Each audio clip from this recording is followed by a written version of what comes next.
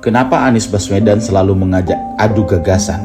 Karena ia tahu Pak Jokowi adalah contoh sempurna bahwa memimpin tak cukup dengan niat baik. Niat baik tanpa gagasan akan membuat orang muda terhasut oleh pikirannya sendiri.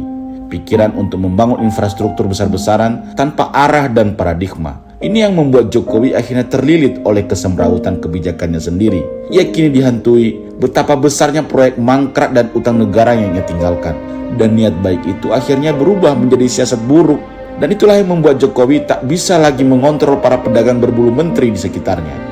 Betapa memalukan, para super kaya itu mendapatkan uang bukan dari kecerdasan membangun industri manufaktur, tapi dari keserakahan menguasai perizinan batu bara, sawit, nikel, termasuk menggansir APBN. Apa bisnisnya LBP? Sandiaga Uno, Erick Thohir, suami Puan Maharani, Prabowo, mereka semua adalah pengusaha di bidang sumber daya alam yang kekayaannya meningkat tajam di era Jokowi ini. Demikian juga yang terjadi pada mega skandal BTS. Uang 8 triliun itu tak mungkin dimakan sendiri oleh Menteri Joni Plate. Mudah ditelusuri siapa saja pedagang komponen tower-tower itu, siapa pemasok besinya, solar panel, dan alat-alat lainnya.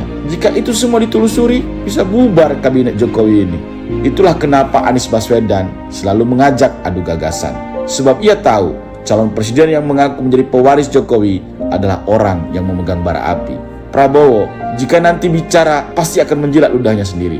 Setelah ia menggebrak-gebrak podium berteriak tentang bobroknya pengelolaan uang negara. Ganjar Pranowo lebih sulit lagi. Ia terbelit oleh rebut-rebutan dua orang yang akhirnya saling ribut, pemilik dan petugas partai. Ganjar tak mungkin membela atau mengkritik rezim ini. Dengan kata lain, ancaman Jokowi sebenarnya bukanlah perubahan, tapi pertikaian dan pengkhianatan di antara mereka sendiri. Ini adalah suara kader Partai Demokrat. Pada akhirnya semua orang akan tahu seperti apa wajah sebenarnya rezim ini. Dan semakin itu ditutupi oleh lembaga survei, oleh pawai relawan, buzzer yang makin beringas, semakin benderang bahwa rezim ini sebenarnya sudah berada di tubir jurang.